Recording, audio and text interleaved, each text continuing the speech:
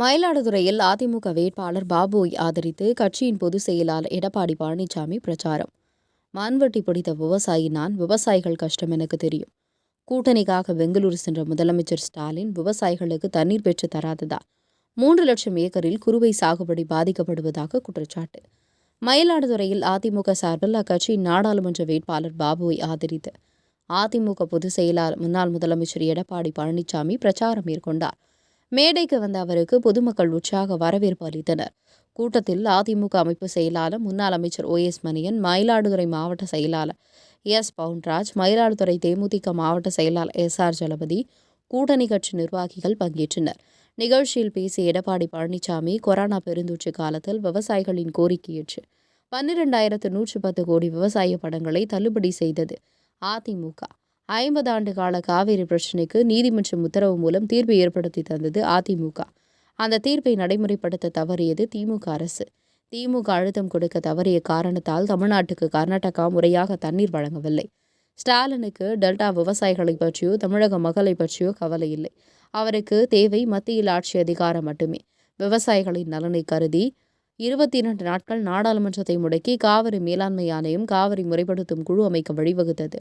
AIADMK delta மாவட்டங்களில் தனியார் தொழிற்சாலைகள் வராமல் தடுத்து பாதுகாக்கப்பட்ட வேளாண் மண்டலமாக அறிவித்தது அதிமுக. மீத்தேன், ஹைட்ரோ கார்பன் திட்டங்களுக்கு கையெழுத்திட்டது திமுக அரசு. அதனை தடுத்து நிறுத்தியது அதிமுக அரசு என்று பேசினார். உங்கள் பகுதியில் உடனுக்குடன் முக்கிய செய்திகள் உங்கள் விரல் நுனியில் காண எங்கள் தவசி நியூஸ் 24 சேனலை காண தவறாதீர்கள். உங்கள் மயிலாடுதுறை மாவட்ட செய்தியாளர் இளஞ்செழியனுடன் உங்கள் தவசி ரமேஷ். இல்லையே, மக்களை பற்றி அக்கறை இல்லையே. அக்கறையா ஒரு முதலமைச்சர், ஒரு பொம்மை முதலமைச்சர், திறமையான முதலமைச்சர். எனவே அவரை நம்பி நீங்கள் வாக்களித்தால் ஆண்டவனான கூட தமிழ்நாட்டை காப்பாற்ற முடியும். எனக்காக சொல்லுங்க, நான் ஓட்டு வாங்க சொல்ல உண்மையிலே சொல்கிறேன். இந்த டெல்டா பாசன விவசாயிகள் நல்லபடியாக வாழ வேண்டும், செல்வத்துணிப்போடு வாழ வேண்டும். அப்படி என்றால் நம்முடைய வேட்பாளர் பாபு அவர்கள் வெற்றி பெற வேண்டும்.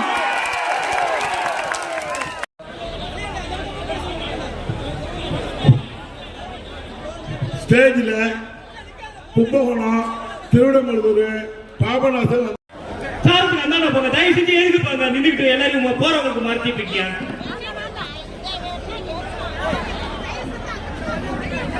கை வச்சு சாஞ்சிருக்கவங்க தயவு செஞ்சு போயிட்டு இருக்க, பின்னாடி போங்க. பின்னாடி எவ்வளவு பேர் வந்துட்டு இருக்காங்க, போங்க. கொஞ்சம் ஓரமா வச்சு உள்ள எடுத்து போங்கப்பா, தட்டிக்கு அந்த எடுத்து போங்க. போறவங்க அடைச்சிட்டு நிக்கிறீங்க.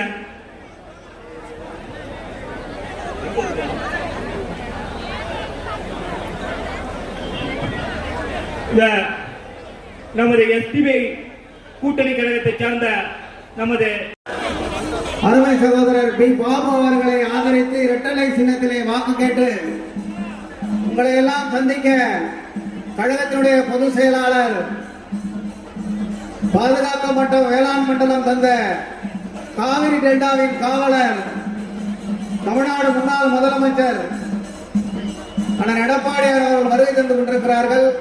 இந்த கூட்டத்தினுடைய தொடக்கமாக மனிதநேய ஜனநாயக கட்சியினுடைய பொதுச் செயலாளர்